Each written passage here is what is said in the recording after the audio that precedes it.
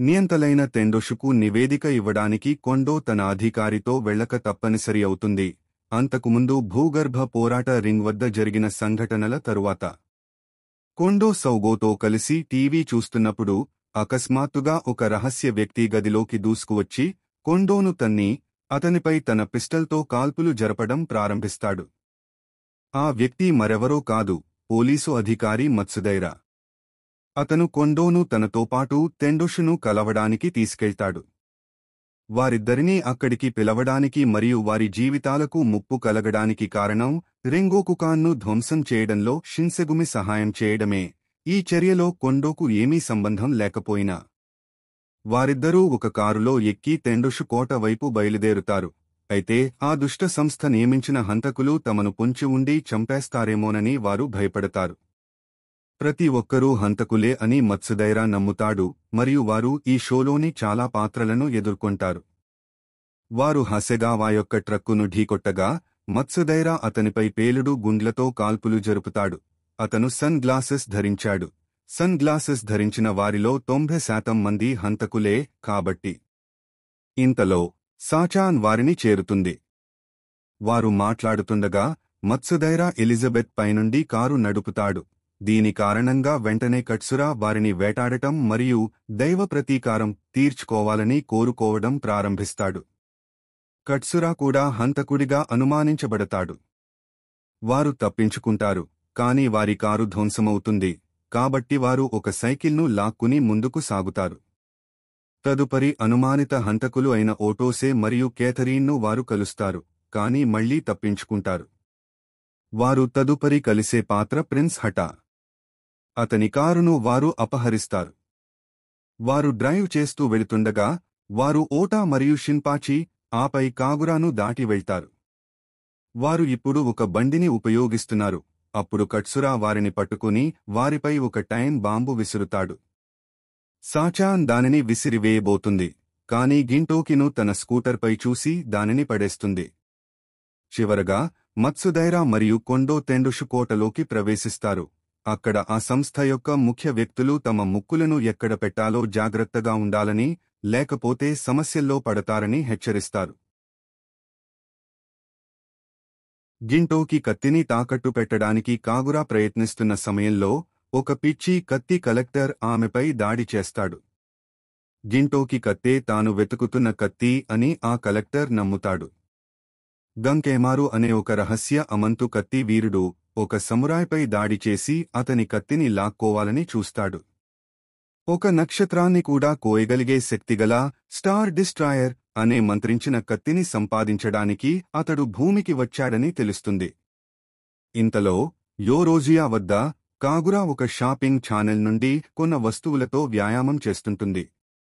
కాగురా కోపంగా ఉన్నప్పటికీ గింటోకి మరియు షిన్పాచి వాటిని ఛానెల్కు తిరిగి ఇచ్చేయడానికి తీసుకువెడతారు.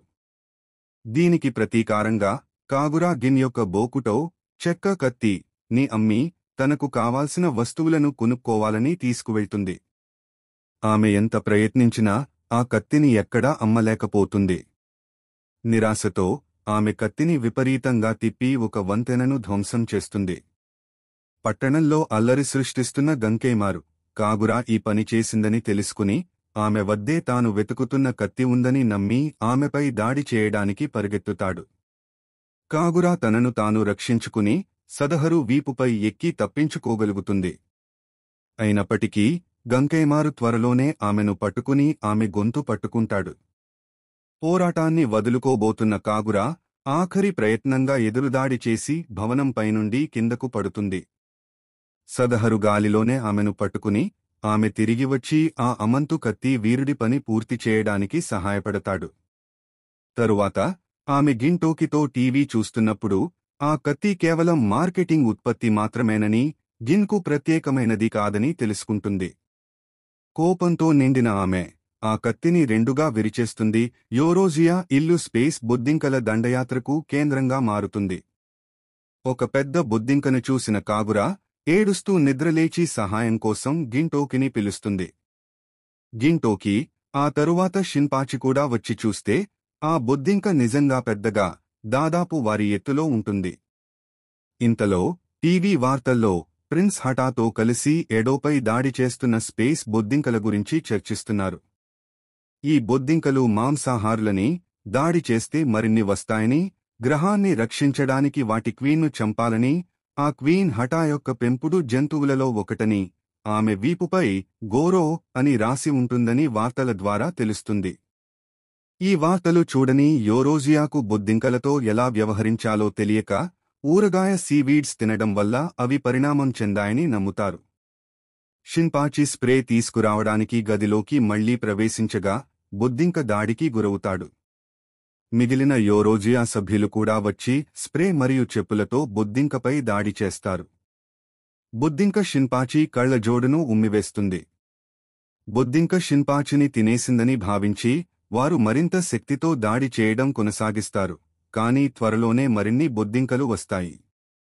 కాగురా మరియు గింటోకి అటకపై చిక్కుకుపోతారు. అక్కడ గింటోకికి గోరో దొరుకుతుంది. ఆమె క్వీన్ అని తెలియక దాని చిన్న పరిమాణం చూసి అతను దానిని విసిరివేస్తాడు. షింపాంజీ అదనపు స్ప్రేతో వచ్చి బొద్దింకలపై దాడి చేయడం ప్రారంభిస్తాడు. షింపాంజీ వార్తల్లో విన్నది గిన్కు చెప్పడంతో తాను గోరోను చేతితో పట్టుకున్నానని గుర్తు చేసుకుని గిన్ షాకవుతాడు. గ్రహం అంతం కాబోతోందని భావించి ఆ ముగ్గురూ ఇంటి నుండి బయలుదేరుతారు. సరిగ్గా అదే సమయంలో గోరో వారి ముందు నుండి వెళుతుంది. అయితే అప్పటివరకు నిద్రపోతున్న సదహరు ముందు గోరో వస్తుంది. సదహరు సోమరితనంగా కాలు వేసి గోరోను తొక్కేసి చంపేస్తాడు. ఆపై తన నిద్రను కొనసాగిస్తాడు.